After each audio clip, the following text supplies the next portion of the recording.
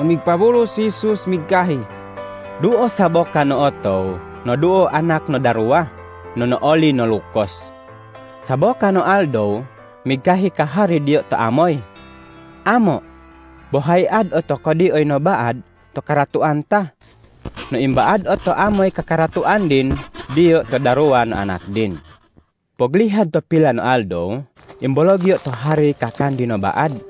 Huwag migipano si kandin, diyo to mariu no ingod. No diyo din us-usala kasolopi din, to warok karuan no muhimo. To naamin din o to migasto kasolopi din, duo miginguman no masumpit no bitil, to sooyo no ingod, huwag ama na si kandi no ilu ito langun. Si kanaa, migwail-wail si kandin, huwag migtrabaho o, diyo to sabok ka no mahingoduto, huwag inpon diyo si kandin, to unayan, oyaw o patangguon to mababoy.